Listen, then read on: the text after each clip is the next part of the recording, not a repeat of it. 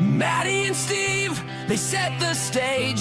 From classic bouts to the modern age. Every slam, every story, every legacy comes alive with wrestling pedigree. So tune on in, the spotlight's bright. The ring is ready on this podcast night. It's wrestling pedigree.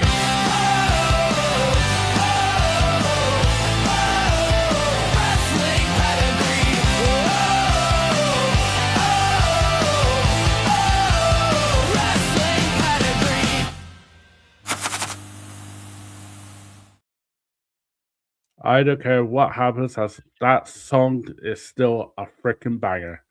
Dude, as far as podcast songs go, ours is like the tops. Nobody can beat us. Absolutely. Welcome everybody to a brand new episode of the Wrestling Pedigree. I'm your co-host Matty, and along with me is my other co-host, the last real general manager of MWL, who's had an amazing pay-per-view last weekend. Steve Wilkins, how are you, sir? Oh man, last night's Royal Rumble. Oh, if we were talking about that on this podcast, there would be so much wrestling negativity. And that's something that we just can't do here on Wrestling Pedigree because we promote wrestling positivity. So it's a good thing we are talking about one of my favorite eras for this month, and that's the Attitude Era. Absolutely. This month, all our episodes will be dedicated about the Attitude Era. This week we have unsung heroes of the Attitude Era, so the likes of the workhorses and just the ones that don't get that much recognition they should. Before we start, just like Steve said, because a particular show shit the bed last night, we are going to give you as much positivity as possible tonight. However, there will be some digs. So let's kick it off. Let's kick off this with this. Let's go to 1997. I think when the Attitude Era started, and there was one particular wrestler, you'll know very well, was on form, and throughout '98 he was, and 1999 he was amazing. And that was Owen Hart. What can you say about Owen Hart, Steve? Oh man. Now, if you know me, or even if you just listen or watch the podcast, you know how invested I am in the Hart family. Now, my favorite wrestler of all time being the great Bret the Hitman Hart. Love the British Bulldog, love Jim Neidhart. Owen was a class of his own. Not only was he a technical wizard, just like Bret, just like Stu, Owen was a real personality. And that showed not just in his wrestling, but in the character that he portrayed, whether it was himself, Owen Hart, or the Blue Blazer. Owen, to me, he is the very definition of what a professional wrestler should be. Never took himself too seriously, but took himself seriously enough where he got that training in, and he made it entertaining for everybody watching, and I think for himself too. I think he was highly entertained by himself, which I can't blame him. Oh, absolutely. And the amount of stories I've heard from various wrestlers back in that day, they literally loved the ribs he did. Yep. I just found it hilarious, some of the ribs he did. And I think one of them was Jeff Jarrett and Owen versus Edge Christian. And I think Edge Christian was doing the 10, the 10 punches in turnbuckle. They were on the second rope. And this is a live show. And I think Owen had a clown nose. And he literally put the clown nose on while they were punching when they got distracted. I thought that. And it just broke Edge. I just thought that was brilliant. Yeah.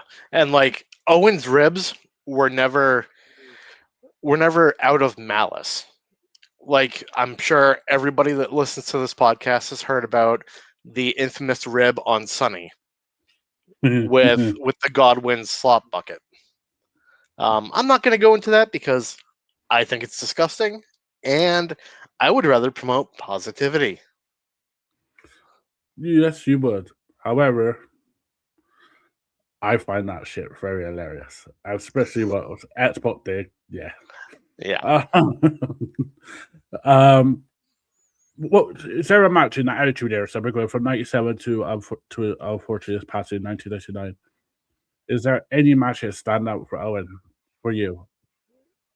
Oh my God, he had so many amazing matches in that era. Um, Even when we're thinking about the match where he injured Stone Cold, um, up Mhm. until up until that botch, it was a fantastic match. And you know, Owen was a technical master, and so was Austin at that point. Oh yes, I mean before the unfortunate thing, yeah. But Owen, I think what was the match? Owen versus Chris. No, Owen versus Edge at Breakdown '98. I think that don't get as much um, views as it should because that was a really good match. It was. Uh, Owen versus, I think Owen and Jeff Jarrett was a really good tag team. Oh yeah, and they knew each other so well that putting them as a tag team or putting them as opponents, they were going to work perfectly together. Um, let's talk the, um, I think it was himself versus Ken Shamrock in the dungeon. Yep. What was your take on that match? Because that is a phenomenal match that was. I thought it was a really fun, really unique match. And that's something that personally I would have loved to have seen a second one.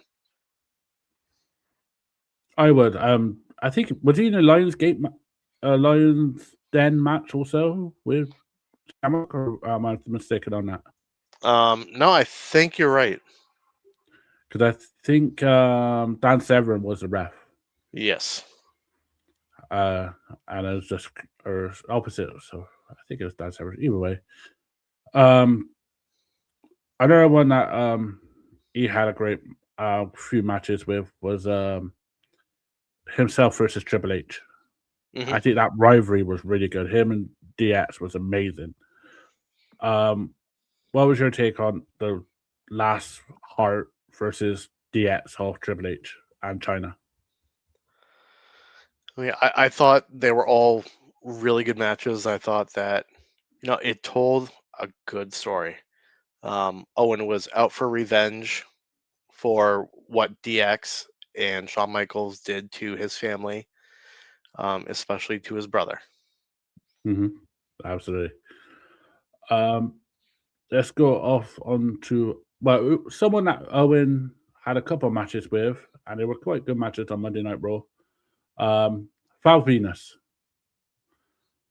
the gimmick that should have worked, but it absolutely got over.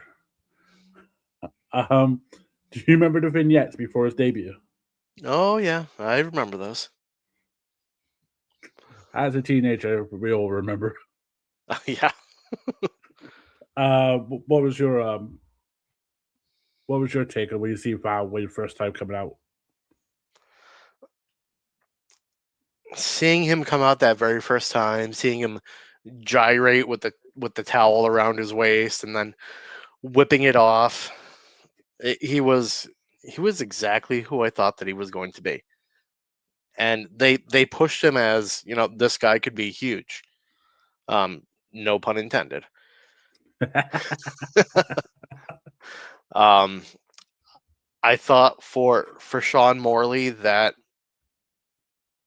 gimmick fit him really well.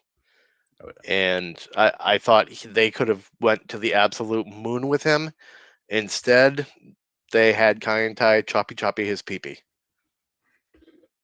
Oh, wow. What a moment that was. Um, what I'm just in my head. It's replaying of him getting beaten up by Kai and Tai, getting dragged out, and then right before the show ends, you see Mr. Mr. Yamaguchi-san, Yamaguchi-san. Yamaguchi-san, and literally just have the samurai. I mean, the next week got weird. Yeah. When was it Bobby Brown? John Wayne Bobbitt. Yeah, John Wayne Bobbitt just coming out, which people don't know. This is a guy whose dick got chopped off and his wife threw it on the highway. And then had another penis attached to him and then went into porn. Which actually suits Val Venus to a T. Mm-hmm. It was a weird ending, but do you remember what Val Venus said in that promo? I really don't. He said, when the thing went on the course out, he said, "Thank God for shrinkage." Oh God! And I just back there, you obviously couldn't say it now, but I just hilarious. I love that. He had some good matches, didn't he, during his time in Attitude Era? He did. If I'm not mistaken, he held the Intercontinental Championship twice, I think. Yes. So he was definitely what I would call an unsung hero of the Attitude Era. He had the gimmick. He could wrestle. His life after wrestling kind of started to get a little weird. Oh yeah. Oh yeah. I mean, this is a guy who will sleep with a wrestler's sister. So I think he broke up a lot of marriages, wasn't it? Goldust and Terry, they were already divorcing, and he sleeps with her. Yep. Goldust and Terry, Yamaguchi-san and Mrs. Yamaguchi-san. Ryan Shamrock. Yep. I remember the Fatal 4-Way at WrestleMania. It was Val Venus. I think it Road Dogg. Ken Shamrock. I can't remember the other one, but I think it's Goldust. But it was just everybody was just after. I think three of them was just after Ryan, and then there's Shamrock just there. Is there anyone else you think is actually an unsung hero for the Attitude Era? I mean, there's plenty of them. You know, somebody that I want to bring to the forefront that I definitely don't think ever got his flowers was Test. Yes. He was great in the ring. Coming from being a bodyguard for Motley Crue, training to be a wrestler, he wasn't a bad wrestler, and he got people behind him. Oh yeah. From his couple of runs as a singles wrestler to his tag team with Albert as TNA, where they introduced Trish Stratus. Him going over to ECW with Stacy Keibler and getting his testicles. He did what the company needed and wanted him to do. And he was entertaining. He wasn't overly entertaining. He wasn't The Rock. But watching him in the ring, he always put on good matches. There's not enough that I can say about Test because he was so good. He was such a great big man. Oh yeah, and he was part of two crazy factions. Part of a very good tag team, and he had one of the best pump handle slams I've seen. And he had testicles all over the world. Yeah, and he could look at Stacy Kleber every week. I think he's part of one of the biggest storylines of Attitude Era with this wedding and Triple H coming out in fucking that up. Yep. I think that's one of the craziest storylines ever. Do you feel that storyline is underrated? I mean, people focus on Triple H and Stephanie, but I think Tess did such a great job on that. Don't you think? Oh yeah, absolutely, he did. And I think if WWE had played their cards right, that could have turned Andrew Martin into a main eventer. Oh yeah, absolutely, totally agree with that. Um, like you said, Eric Cornell champion, hardcore champion, the man who was, I think he was accused of being a mole for WWE, Hmm. but then became a mole for WCW, and just literally became a really good heel in September 2001 until the winner takes it all in Survivor Series. Yep. He was brilliant. That was his best work, I thought. Yeah, I'll totally agree. Also, him and Booker after an aggression era was really, really good. Also, Yeah. um, we mentioned him. I mentioned him earlier. I love to know what you think about this guy, and that is Goldust. I actually thought you were going. um, he's for me is one of the pillars of Attitude Era because this guy does literally try to get cancelled but never did. The Gold Dust character is a character that wasn't supposed to happen, but Dustin Runnels, he ran with it and he made it so fucking good. Whether it was classic Gold Dust looking like the Emmy, or Mhm. the artist formerly known as Gold Dust coming out in his green and black bodysuit with his ball gag, and or dressing up as Baby New Year. That I was about to mention that the Baby New Year and him and Austin segment was unbelievable. That's uh, that is a character that shouldn't have worked for anybody. mhm. And Dustin Rhodes made it work so fucking well. And I still remember the WrestleMania that he was up against Roddy Piper, Oh which I yeah. know we've talked about this on past episodes. That whole Hollywood back alley brawl was so good and so entertaining. Showing showing the OJ footage with the white Bronco chase. Oh, it made me laugh Oh so yeah. goddamn hard, and it still makes me laugh every time I rewatch it. It's one of those matches you could just watch and never be bored. Absolutely.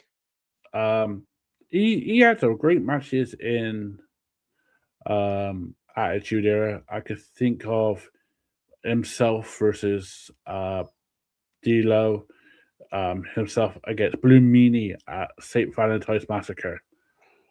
I mean, just having the Blue Meanie is just uh obviously being an ECW mark. I knew of him, but he was I love Blue Meanie to a pulp. He was so funny. He was really good, and he could get anyone over. Right. Um,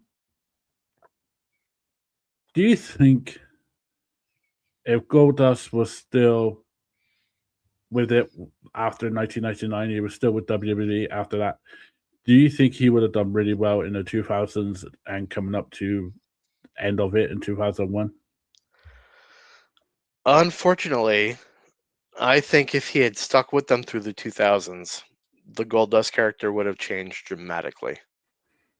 Um, Still, I think they would have probably killed the Goldust character and had him start going by the American Nightmare Dustin Rhodes. American Nightmare. Yes, because that's what he was going by in WCW. Oh, so we got some. I didn't know that. Yep. So he was the original American Nightmare. So we got some gimmick infringement there. Yes and no. Because Cody did ask him, "Hey, can I use this as a tribute to Dad?" And Dustin said, "Yeah, go for it. Just run with it." That's so cool. I didn't know that. Yep. Uh, um, Ken Shamrock. I think he's an unsung hero. I mean, this is a guy who was the referee in one of the greatest WrestleMania matches of all time. Hmm. Brett versus Austin I Quit match. He had a massive impact. Ken Shamrock, don't you think? Oh yeah, absolutely. Being the first major fighter to come over from UFC, that also kind of got eyes from the WWE fans onto UFC, where obviously eventually we saw some of the other big names, like we saw Dan Severn come over. We eventually saw Brock Lesnar go to UFC. Mm-hmm. Um, so I think Shamrock coming over, it was really good for both sides of the business, the UFC side and the WWE side. Um, I like it. Like I said, with the Lions Den matches. Um, like him and Tess, they were part of a really weird faction. Can you remember what the faction's called? I believe you're talking about the Union. The Union. Uh, I'm not saying it's unsung because my God, that was a terrible idea.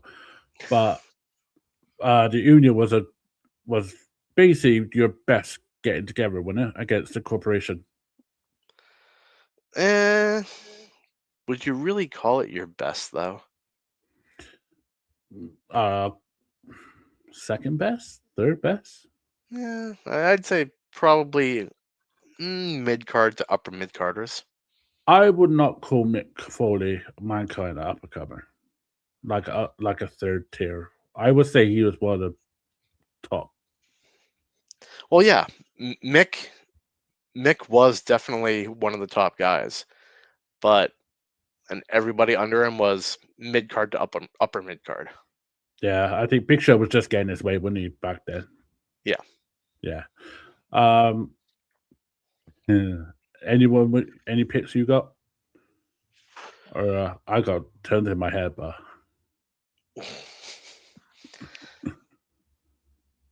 Now, the Union did amuse me. I wish it had gone on for a little longer, but yeah. it went on for what, probably 3 months before it Uh, dissolved. yeah, from April to June. Yeah. I wish they had been able to do more with it because it was good wrestlers put together. Oh yeah. Um, I think we talk about unsung heroes and it's not really like wrestlers, obviously, but do you remember the episode of Monday Night Raw where HBK shows up and changes the whole match card? I don't remember that. So it's the Ministry of Corporation, the Corporation Ministry, whatever they're called, comes out and they're like talking, and then the Union's actually in the ring and they're talking, and then Shawn Michaels appears on the Titantron and he says he's in San Diego, Texas, and he calls Shane a loser, and he literally just scrubs off everything that's on the match card on tonight, and literally just puts this match, which I say is very unsung. Two oldies who were unsung in the Attitude Era, and that is Patterson and Briscoe, Ah, yes.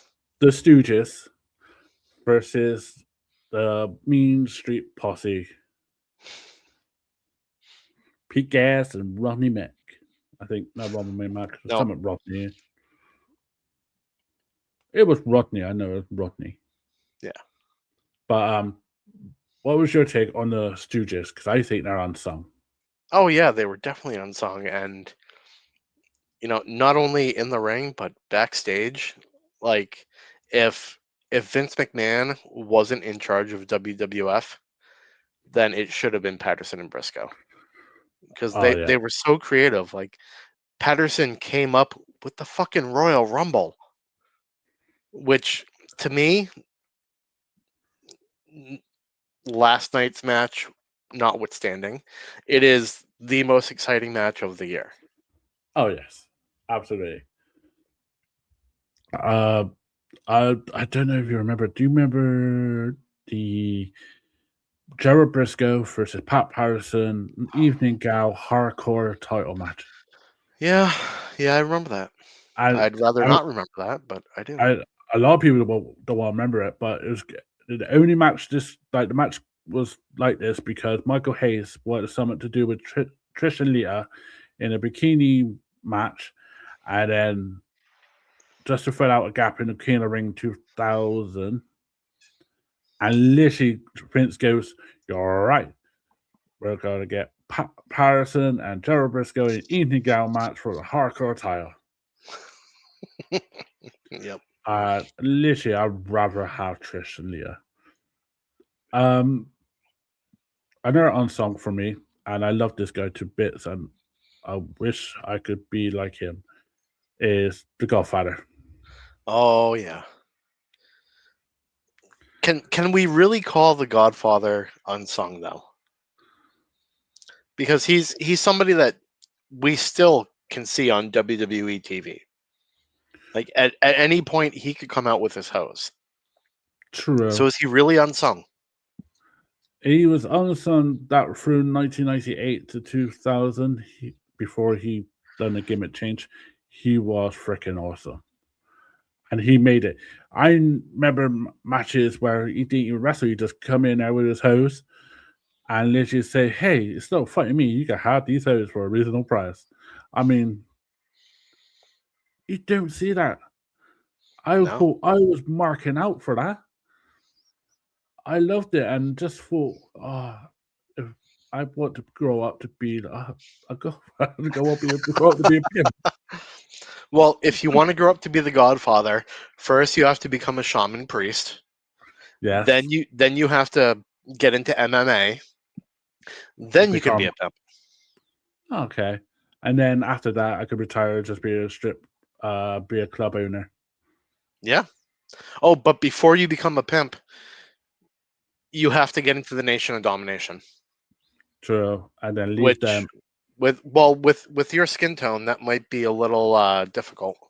I'm not being funny. If Owen Hart could get in it, I could get in. It's true. And no offense, is if Owen Hart could get in it, and then I could just after leaving the nation, I could literally just do some pimping for a couple of years, come back every 3 years at a Royal Rumble, and then just relax in Las Vegas. Talking of Godfather though, D'Lo Brown. Oh yes. Now that is someone who's unsung. For the first ever time, I think he's the first ever intercontinental European champion I think simultaneously. right. Yeah. And I mean, this is a guy who's got injured ribs, who's what was it? What was he having on his front of his body to protect his chest? No, just exactly what you would call it, a chest protector. A chest protector, and he Yeah. literally made that a gimmick for himself. It was And brilliant. that gimmick with the chest protector, it was so fun, especially with him going high for the lowdown. No, that was a sky. Yeah, that was the lowdown. Yeah, look, Um, Sky High when he lift them up and then like a powerbomb. yep. His matches against Mark Henry, Jeff Jarrett was brilliant. Do you think? Mark Henry, Jeff Jarrett, Owen Hart. Yeah. Um, his matches against draws before Yes, the injury. they were Um, really good. they were. Edge, I think he had good matches with Edge also. Yep. Um, we did touch on it a bit. We know what became of Mark Henry, but Mark Henry in the Attitude Era was something. Yes, he was the father of a hand. That's what he was. Now that's unsung.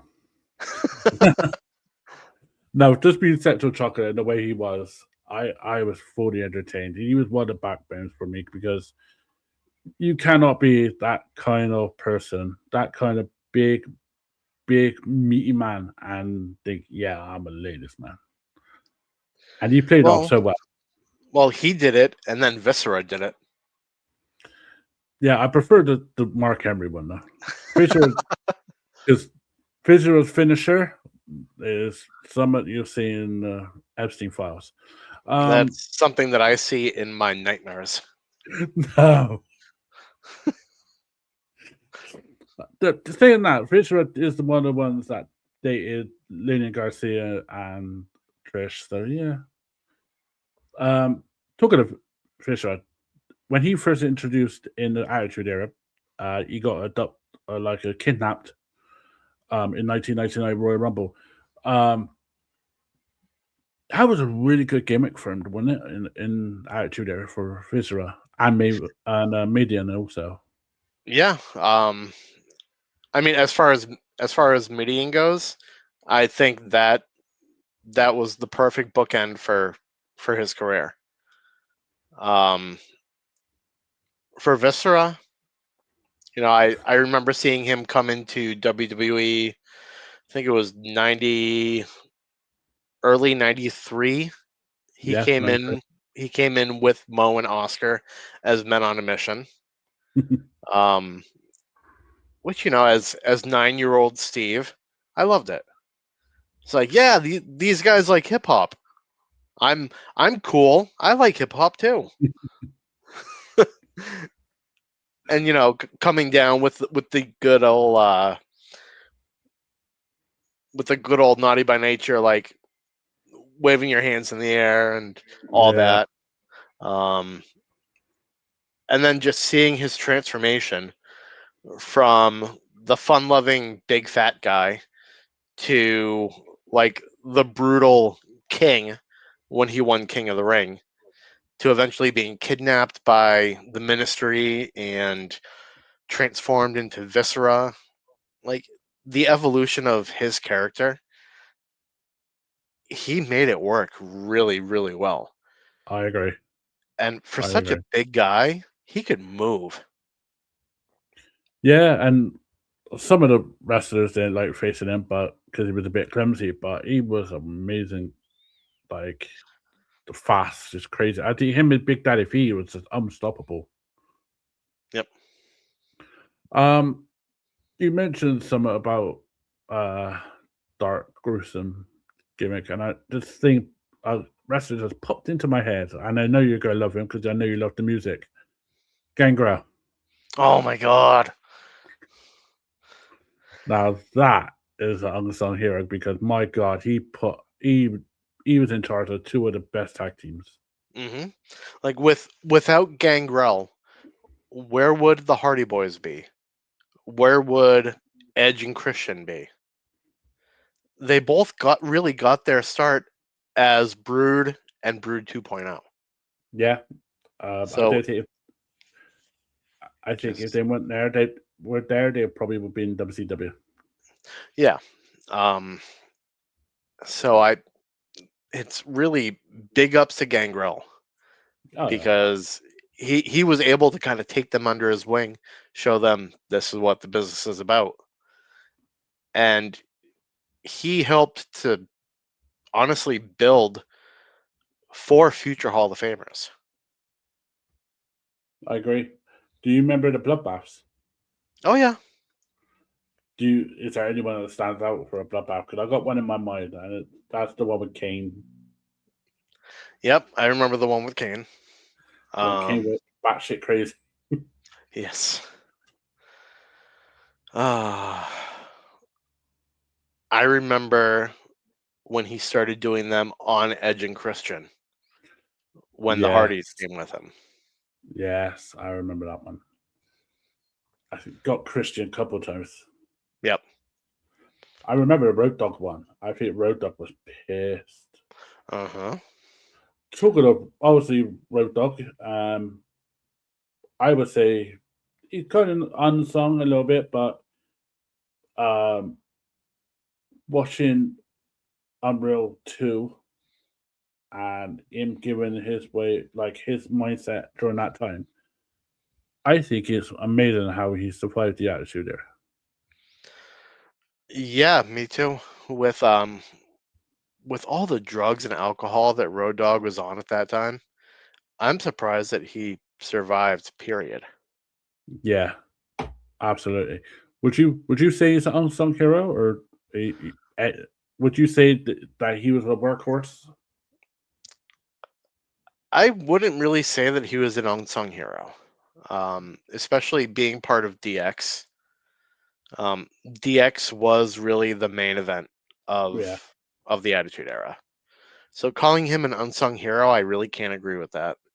Would, And like would, the same with Billy Gunn, yeah, I was even about to say. though even though Billy Gunn, even he's what 60 years old now, and he's still going.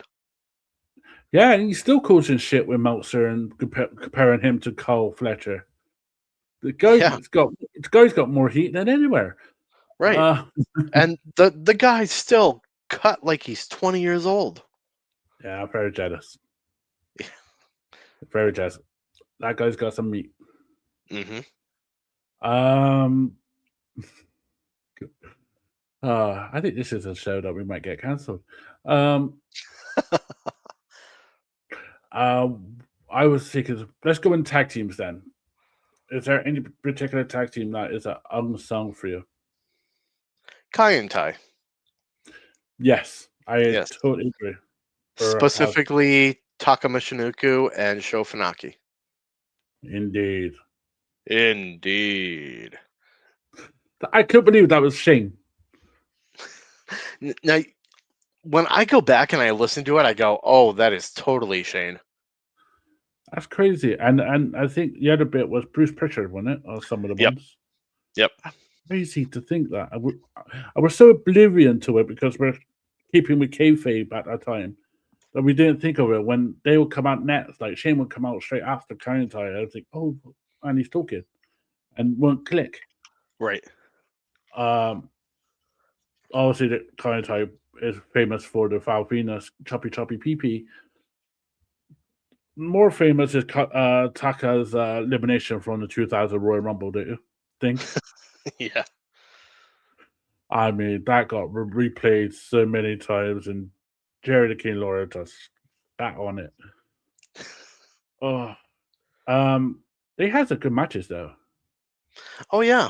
Like especially going back to when they first introduced him, um, as part of the light heavyweight championship tournament.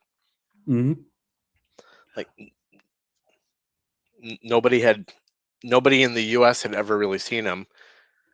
We at that point didn't really have access to Japanese wrestling.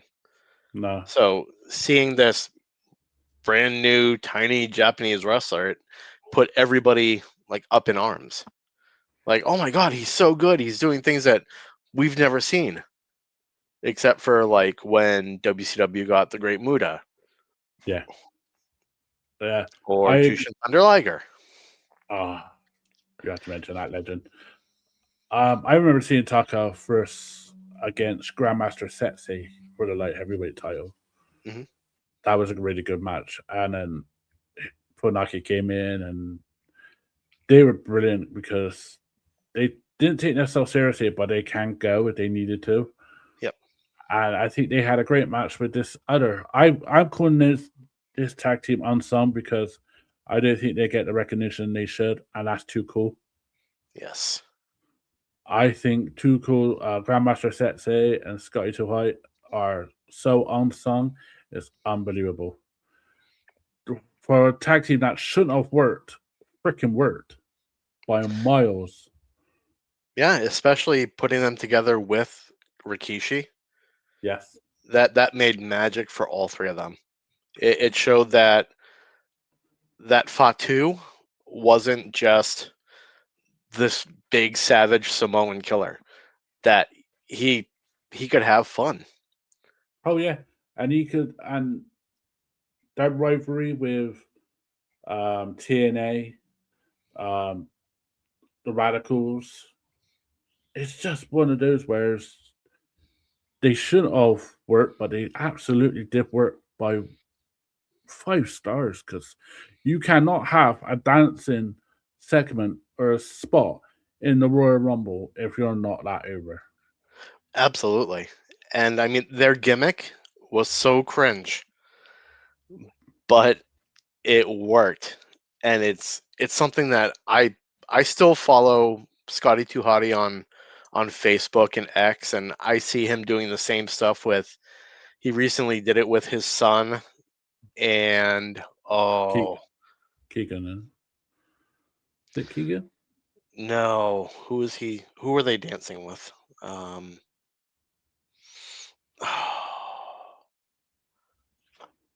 I forget who they were dancing with, but it was a big man, and Oh, is it, it it was Indies? just it was Indies. Uh, And the name's gonna come to me. yeah. Um, but I remember I saw it just recently, and I'm like, wow, Scotty is still just as good as he ever was, and the dude's in great shape too. He's in Oh, probably absolutely. better shape now than he was when he was actively wrestling. I seen Scotty and his son come over to my hometown in Bristol, and they've had meet and greets there and have fights there, matches there. He's like you say, he's in such great shape. It's just crazy, and they're a fun tag team. They popped up in GCW a couple of times, and yeah, Scotty could still go. I mean, I don't know if you've seen the Joe Hendry when he was with Joe Hendry, faced off Joe Hendry in the UK. Joe Hendry made a song about Scotty. I was literally dispersing the worm. I was like, oh god, he rinsed him.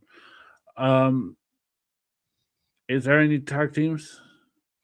You said Kai and Tai. I say too cool. There's got to be some unsung that we could put. Like for me, I was thinking APA. You can't really call them unsung though. Yeah, because unsung. They they were just nuts though. I wanted to beer with them so much. Yeah, Um, try to think. TNA. yeah. I mean, we Yeah, already touched on Test. Albert was pretty good back then, also. He was um, great for a big man. Oh yeah. Um, especially when you're coming out first with your withdrawals, and it's 1999, 98, 99, and you're piercing people. Yep. I remember I think he pierced Val Venus, and it was just crazy that he did it on a SmackDown. Yeah. That's just nuts. Um, unsung women. Is there any women wrestlers that are unsung back in the day that you think, oh, they'll get the recognition they should? This might be one that not a lot of people agree with, but I'm gonna go ahead and say it anyways because I have the microphone and you don't. Jazz. Yes, yes. I would say Jazz was totally unsung. Like she could she could go with any woman that you would put her in there with, and she would put on a great match. Um, so I'm going with Jazz. No, Jacqueline. Oh yes, Miss Jacqueline. Yep, Miss Jacqueline is one of my favorite all-time women wrestlers. Yes, and her matches with Sable. I mean, she she put Sable over so well. She did, and she was a safe worker. Yes, but if you pissed her off, she wasn't a safe worker. Oh no, she was still safe, but Yeah. she would hit you where it wasn't going to bruise. Ah, yeah, yeah, yeah. I could see what you mean there. That there's a Uh, reason she was Miss Texas. I think she was one of the first ones I seen that wrestle men. I was like, Yeah. holy shit. One of the others unsung ones for me for the women is Ivory. Yes. I think Ivory is so underrated and so unsung that I know she's in the Hall of Fame, but this is a woman that's done a lot of gimmicks and got over on every single one of them. Hmm. Like whether you loved her or hated her, when she was with Right to Censor, I hated her so fucking much. She reminded me of a But teacher. yeah, I hated her so much. But I loved her because I hated her. Yeah, and her match, her matches with Tori, like Tori, um, that was, they were really good. I think they had a hardcore one. Her and Luna had a good rivalry, Hmm. before Luna left. It was she's so underrated from going from Glow to WWE. And she did so much for like WWE after Attitude Era for WWE Experience, which we had over the UK. Like she was on a lot of WWE TV in the UK. Yep. Um, is there any before we wrap this up? Is there any pay-per-views of the Attitude Era that are unsung that don't get the recognition it should? Not like the bigger ones, but like the ones where you could go back on the network on a Netflix and go, "Oh yeah, that was really good." Coming off of the heels of the era where they had In Your House, Mm. um, a lot of a lot of the pay-per-views, they started to. I don't want to say they started to get stale, but having pay-per-views what used to be back in the day every 3 months to what was then, it was, for a little while it was kind of unstable. Maybe you would have two pay-per-views in a month.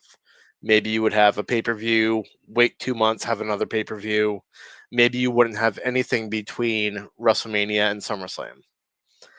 Um, so I think with the schedule, I kind of got a little bit burnt out because it was very unstable. And I'm somebody that likes stability in my schedule.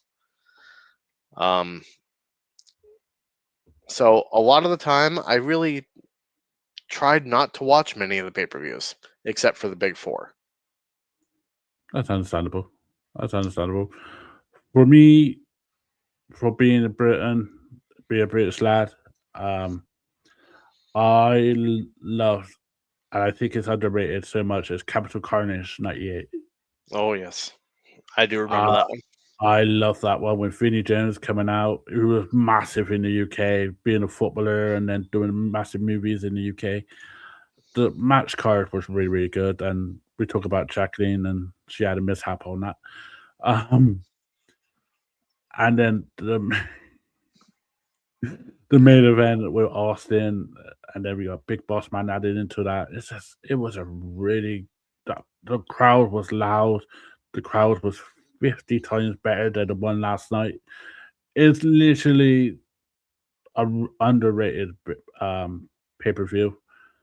Along with that, I will probably say Backlash 2000. Okay, yep. I mean, Austin returning the double referees and some great match cards on that. So those two are my unsung heroes for pay per views. Now you just mentioned another one of my unsung heroes. Somebody that was around for the late '80s, left for a little while, came back in the '90s, and he was a big staple in WWE programming, and that's a Big Boss Man. In my head, I was like, "Come on, Georgia 10." There you go. Now, Yeah, he was amazing. back in the '80s, early '90s, he was the quintessential big man that wasn't a huge big man. Um, he could go. He was agile, and you really believe that he could kick your ass whether he had that nightstick in his hand or not. Now, Yeah. coming back for the Attitude Era, starting his whole program with the Big Show, I remember him dragging the Big Show's quote unquote father's casket around with his bluesmobile, I shall call it, Yeah. That's a because good name. it wasn't a cop car, it was a bluesmobile. Yeah. It had the big speaker up on the top. So yeah, it was a bluesmobile. Dragging that through the graveyard and having the Big Show just jump on it. It was it was so cringe, but it was so Attitude Era. Yes. And if you're a fan of like Conrad Thompson and Bruce Pritchard, please go on Summit to wrestle with, because Bruce Pritchard has the best story for this. It is so funny. Oh man, I remember that, and it was so cringe that you couldn't look away. And then, and what really fucked up was a couple of days later, unfortunately, he did go. But it's just, oh man, that was so cringe for someone who's 7 foot tall, holding on to a casket, being towed by a bluesmobile, a fake cop car, and then I think, if I remember the story, there is a freaking real funeral just above away from them, and they're seeing what they're fucking doing. Oh man, if I had a time machine, I want to go there just to see what the fuck they did after. Oh man, thank you so much for putting that image back in my head, Steve. And you're welcome. um, is there a moment in Attitude Era that doesn't get talked about that should? Before we go off, in your opinion, that should be talked about but never does. You know, there's a moment that I already mentioned. It gets talked about, but I don't think it gets talked about enough. And that's choppy choppy your peepee. Yeah, I agree. I can understand why they don't want to do it, because, like, like now they're on Netflix. Imagine that on Netflix now. Oh no, God. no, that You, would not go. you say that, but you see some of the shit that Netflix put on. Like some of the Yeah, that's cartoons. true. I mean, you got Archer on there. You've got Big Mouth on there.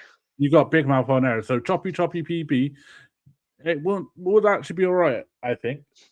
But I agree with you. That is such an unsung moment. I mean, that is full Attitude Era in one video. Absolutely. I think probably my moment is probably the Mankind falling off the top of the cell. It's unsung, but it's not unsung. It's talked about all the time. But I think people are now gradually thinking of this guy. Mankind is so freaking crazy to do that. I think that just the whole build up for that is unsung, not just the throw off, but the actual build up to it. Yep. And not Undertaker. only that, but now Mick Foley is walking away from fucking car crashes. Yeah, and he's literally doing the thing that he did in his music video. Yeah. I mean, the guy is a complete entertainer and will do anything for a cheap pop. Now, what are the other underrated ones moments quickly is the tag team tables match between Dudley's and Hardy's. Yes. Royal Rumble 2000s. I think that's a moment where Jeff Hardy goes off. I know it's replayed a bit, but I think that was the first time we see a lot of it now. We see Shane McMahon jumping off Hell in the Cells. We see Darby Allin try to defy gravity. Literally, Jeff Hardy doing that, I think, caused that ripple effect, and I don't think that moment is used so much more, and I think that's unsung. I totally agree, and I think without that moment from Jeff Hardy, we don't have a Darby Allin right now.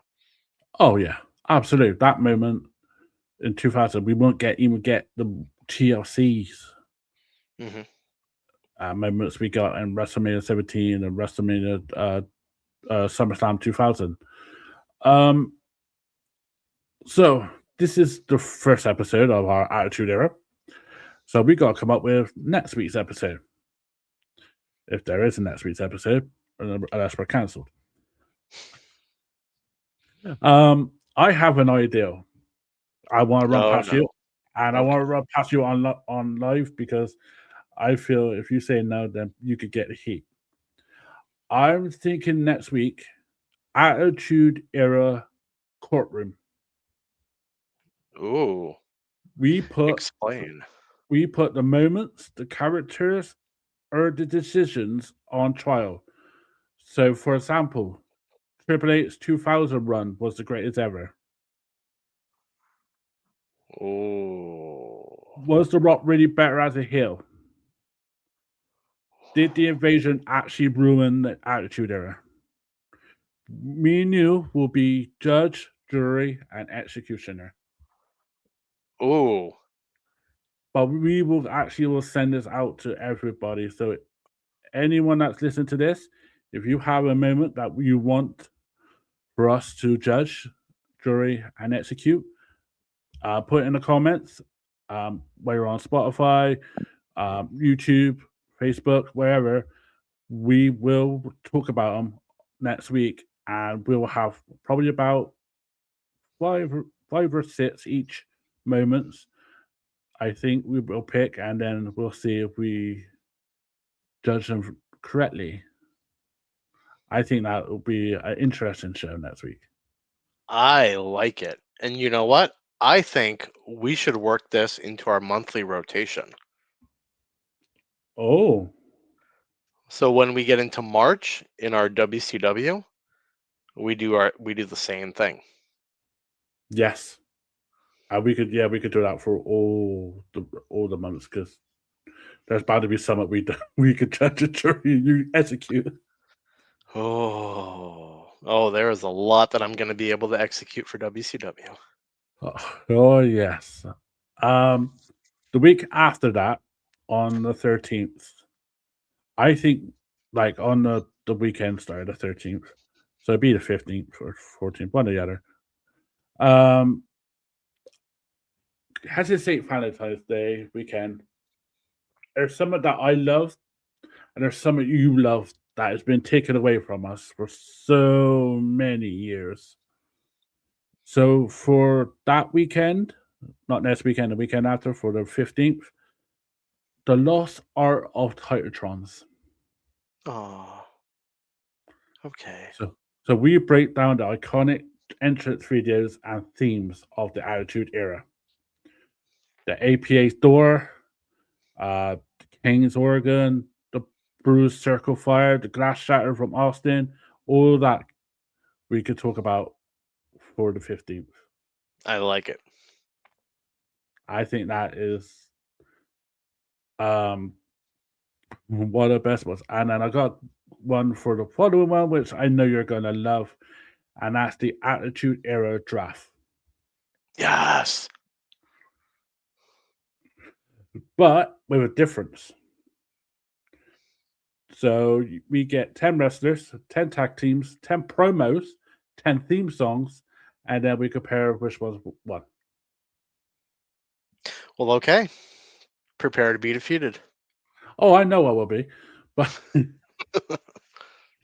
I just think that would be a good 4 weeks of Attitude Era where it was totally something new that we were doing, and I think we'll just have fun doing it. And get the audience to get their predictions in and see which ones Attitude Era moments are going to be judged by us.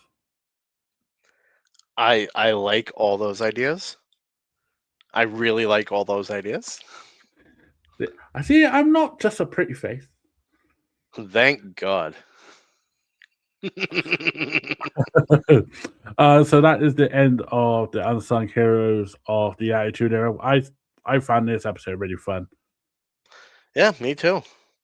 I've just talked about proper good old nostalgia. I just love it, especially after this past weekend. Where can people find you, young Steve? Oh, you can find me. I'm around. You can find me on Facebook under my government name, Steve Akins. You can find me on X-Twitter under pedigree_Steve. You can find me on Instagram under so many tragedies.